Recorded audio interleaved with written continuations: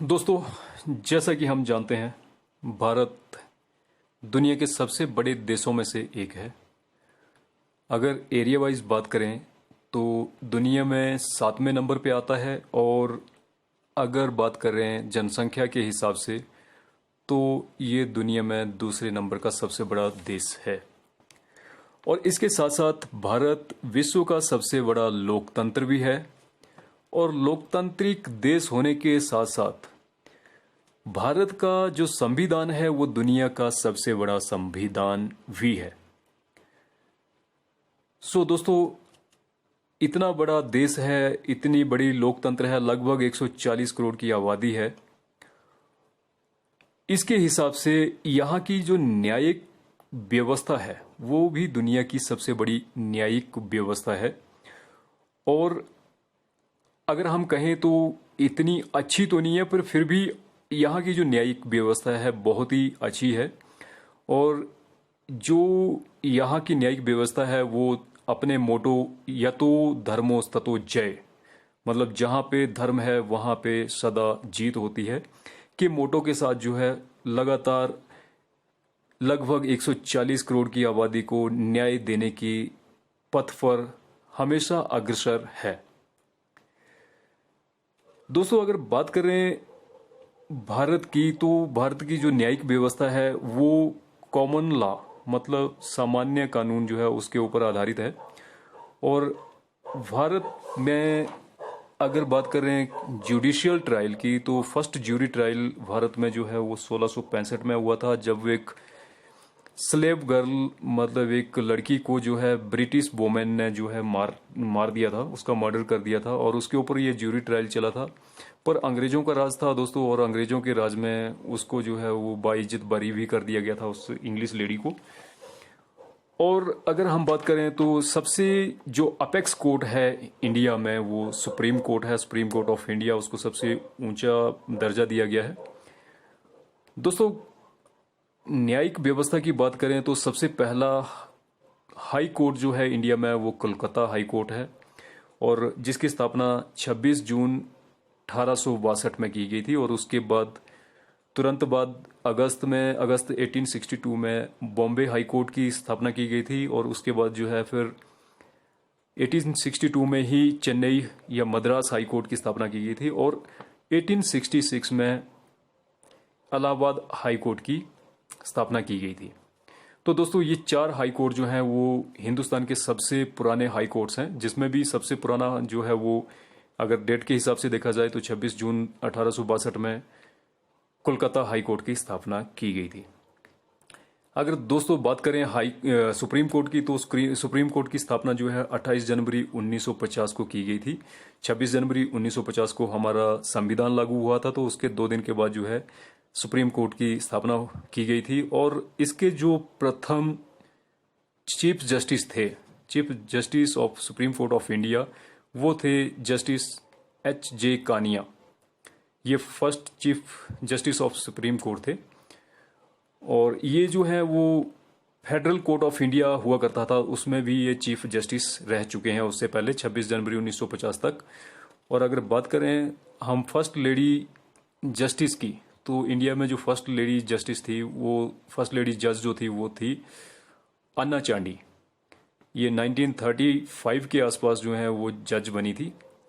और अगर आज की डेट में बात करें सुप्रीम कोर्ट के चीफ जस्टिस की, तो वो हैं शरद अरविंद बोबडे, जस्टिस शरद अरविंद बोबडे। दोस्तों, भारतीय न्यायिक व्यवस्था से जुड़ी हुई बहुत सी महत्वपूर्ण और रोचक जानकारियां हम इस वीडियो में कवर करेंगे। वीडियो में आगे चलने से पहले अगर आप चैनल पे पहली बार आए हैं तो चैनल को सब्सक्राइब करना ना भूलें, और वीडियो को शेयर और लाइक जरूर करें। दोस्तों, मैंने पहले बात की थी सुप्रीम कोर्ट के चीफ जस्टिस के बारे में, first chief justice H.J. Kania ji के बारे में। तो दोस्तों, सुप्रीम कोर्ट 28 जनवरी 1950 में जो है उसकी स्थापना हुई थी। पर उससे पहले जो है इंडिया में ब्रिटिश राज में जो है फेडरल कोर्ट ऑफ इंडिया हुआ करता था, और H.J. कानिया जो है वो उसमें भी चीफ जस्टिस रह चुके हैं। दोस्तों, अगर बात करें chief justice of supreme court उनके बारे में, तो ये सबसे सीनियर जो जस्टिस होते हैं सुप्रीम कोर्ट के, वो इस अपॉइंटमेंट पे बैठते हैं और इनको भारत के राष्ट्रपति द्वारा नियुक्त किया जाता है। और इनकी सैलरी जो है पर मंथ 2,80,000 के आसपास होती है और इनकी रिटायरमेंट एज जो है वो 65 ईयर्स तक की होती है। और प्रेजेंट जो सुप्रीम कोर्ट के चीफ जस्टिस हैं वो मैंने पहले भी बताया है, ये हैं जस्टिस शरद अरविंद बोबडे। दोस्तों, ये माना जाता है कि भारत की जो न्यायिक व्यवस्था है बहुत स्लो है और यहाँ पे न्याय बहुत लेट मिलता है। तो दोस्तों, आज की डेट में अगर बात करें तो लगभग 25 मिलियन जो केसेस हैं वो पेंडिंग पड़े हुए हैं सभी कोर्ट्स में, अगर हिंदुस्तान के सभी कोर्ट्स की बात करें। इसके पीछे दो रीजन है दोस्तों। पहला रीजन तो ये कि हिंदुस्तान की न्यायिक व्यवस्था चाहती है कि किसी भी निर्दोष आदमी को सजा नहीं मिलनी चाहिए, बेशक न्याय में थोड़ी देरी हो जाए। और दूसरी बात दोस्तों, कुछ आंकड़े हैं। हम बात करते हैं अपने देश की आबादी की, तो 140 करोड़ की आबादी है जो कि दुनिया में दूसरे नंबर पे है। और यहाँ पे टोटल एक सुप्रीम कोर्ट और 25 हाई कोर्ट्स हैं और इसके अलावा टोटल 672 डिस्ट्रिक्ट कोर्ट्स हैं। तो 140 करोड़ की आबादी के लिए जो है ये आंकड़े बहुत कम हैं दोस्तों। और अगर बात करें यहाँ पे टोटल जजेस की, तो टोटल जजेस की स्ट्रेंथ जो है वो 23,790 है, जिसमें सुप्रीम कोर्ट में जो है टोटल 30 के आसपास जजेस होते हैं, हाई कोर्ट में 1079 और टोटल बाकी अदर कोर्ट्स के जो जजेस हैं वो हैं 22,677। अगर एवरेज में बात करें तो 1 मिलियन लोगों के ऊपर जो है 10 जजेस जो हैं इंडिया में आते हैं। और बाकी कंट्रीज की अगर बात करें तो जैसे अमेरिका की बात करते हैं तो 1 मिलियन के ऊपर कम से कम 100 जजेस हैं। और कनाडा की बात करें तो 1 मिलियन लोगों के ऊपर टोटल 75 जजेस हैं। तो आप खुद अंदाजा लगा सकते हो कि 10 जज जो हैं एक देश के अंदर 1 मिलियन लोगों को जस्टिस देने के ऊपर बैठाए गए हैं, तो डिले तो थोड़ा होगा ही। सो दोस्तों, आगे चलते हैं। हम कुछ एक एमसीक्यूज इससे रिलेटेड जो है कवर करेंगे और बीच बीच में जो है कुछ और इंटरेस्टिंग फैक्ट के बारे में बात करेंगे। दोस्तों, इससे जुड़ा हुआ पहला क्वेश्चन है, जब राष्ट्रपति एवं उपराष्ट्रपति का पद खाली हो तो भारत के राष्ट्रपति के पद पर कौन होता है? ए प्रधानमंत्री, बी भारत के मुख्य न्यायाधीश, सी लोकसभा अध्यक्ष, डी इनमें से कोई नहीं। सो दोस्तों, इतिहास में आज तक केवल एक बार ही ऐसा हुआ है जब राष्ट्रपति और उपराष्ट्रपति पद खाली हुए हैं और ये 1969 में हुआ, जब डॉक्टर जाकिर हुसैन जो कि हमारे देश के प्रेसिडेंट थे उनकी डेथ हो गई थी। और जो वाइस प्रेसिडेंट थे बीबी गिरी साहब, वो उनको प्रेसिडेंट पद की शपथ लेनी थी, तो उन्होंने पद से रिजाइन किया था। तो उस टाइम पे जो है लगभग 1 महीने पे जो है 1 महीने के लिए उस टाइम के चीफ जस्टिस मोहम्मद हिदायतुल्लाह जो हैं वो राष्ट्रपति पद के ऊपर जो है आसीन रहे थे। सो इसका राइट आंसर है भारत के मुख्य न्यायाधीश, ऑप्शन बी। चलते हैं नेक्स्ट क्वेश्चन के ऊपर। सर्वोच्च न्यायालय के प्रथम मुख्य न्यायाधीश कौन थे? A Hiralal J Kania, B K N. Wanchoo, C S S. Sikri, D Y V. Chandrachud. So दोस्तों, इसका मैं आंसर पहले भी बता चुका हूं। इसका राइट आंसर है ए एच जे कानिया या हीरालाल जे कानिया। सो चलते हैं दोस्तों नेक्स्ट क्वेश्चन के ऊपर। अगला क्वेश्चन जो है इससे जुड़ा हुआ वो इस प्रकार से है, सर्वोच्च न्यायालय के किस मुख्य न्यायाधीश ने 20 जुलाई 1969 से लेके 24 अगस्त 1969 तक कार्यकारी राष्ट्रपति के रूप में कार्य किया था? सो ये भी मैं दोस्तों पहले बता चुका हूं, बट इसके ऑप्शन देख लेते हैं। K. N.. Wanchu, HM. Hidayatullah, JC. Shah और एस.एस. सीकरी। तो दोस्तों, मैं इसका पहले भी बता चुका हूं, डॉक्टर जाकिर हुसैन की मृत्यु के पश्चात जो है हिदायतुल्लाह साहब ने जो है वो राष्ट्रपति पद के ऊपर जो है वो आसीन रहे थे। नेक्स्ट क्वेश्चन, सर्वोच्च न्यायालय के मुख्य न्यायाधीश के पद पर सबसे कम समय तक कौन आसीन रहा? ए PV. Gajendragadkar, K. Subba Rao, C Kamal Narayan Singh, D HM Beg. So इसका राइट आंसर है दोस्तों सी, कमल नारायण सिंह। ये 17 दिन के लिए, सिर्फ 17 दिन के लिए जो है वो चीफ जस्टिस रहे थे। नेक्स्ट क्वेश्चन, सर्वोच्च न्यायालय के मुख्य न्यायाधीश के पद पर सर्वाधिक लंबी अवधि तक कौन पदस्थ रहा? तो इसके ऑप्शन है HJ Kania, KN Banchu, SS Sikri, YV Chandrachud. सो इसका राइट आंसर है दोस्तों डी, YV चंद्रचूड़।